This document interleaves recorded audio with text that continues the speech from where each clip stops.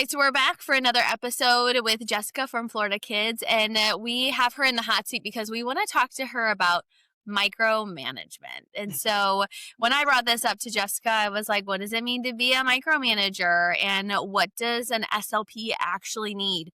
And she brought up this concept of being high touch, not just like micromanagement, but high touch. So Jessica, tell me about what it means to be a supportive therapist and get high touch treatment Mhm. versus micromanagement, which we all hate. I agree. Well, thanks for having me, Jen. It's always fun to chat through these things. And this, I feel like, is not just for people in the therapy field, but in Mm, general, something to think about. I think about it as the difference between being supported versus being suffocated. And especially in our field, we all have a degree to be here. We all have great credentials. We all have, and even the ones who have new experience, they've done internships. So there is experience even coming in before they get their job. And that is something that makes you qualified to be in your position. So in your position, unless you ask me, I believe and trust that you have the skills you need to be here. mm, So, with that said, you don't need to be suffocated with details. You need to be supported. You need to be encouraged and given the bandwidth and the freedom to ask any questions that you need. So it's such a difference. I've learned I've employed so many people. I think at this point, I've employed over 100 people in my career, which is really amazing to get to say. love And it. having done that, I've learned I am not a micromanager. That is not how I operate. I am a very high delegator, and I love to entrust people with jobs and then trust that they're going to do that unless they ask me.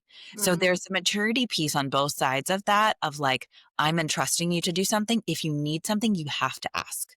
I don't expect perfection. I don't expect you to know all the details, but you have to ask those questions when you come across them.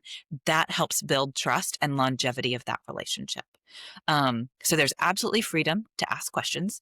There's freedom to not know, but there is freedom as well from me checking in every little bit. I have a funny story of a therapist early in my career who tell called me. me. Yeah. She called me at the end of every day to tell me about every patient that she had seen that day. And very quickly, I realized that that was not my expectation. It had never been my expectation. But as a therapist, she needed that high involvement. And it didn't work out. I know it's shocking, but it didn't work out between us as a boss and a therapist relationship because what she wanted was not what we provided. So my encouragement is to figure out what kind of system you fit in. And if you Mm, feel uncomfortable in the system, if the system is too hands off, step back, look at a different system. If the system is too intense, step back, look at the system and evaluate and ask questions about where you are in that system. Our goal at Florida Kids is to provide very high touch, which means high support, easy availability to get in touch with us and answering your questions. But we never want a therapist to feel stressed because they're getting micromanaged in our environment. So those are the pieces I would say that are most important and evaluating and looking at when you're looking at a working situation. for sure. And I feel like the whole topic of micromanagement really translates all industries. So if you're listening to this video, you're thinking, I think I don't want to be micromanaged, but I do want high support and what that looks like.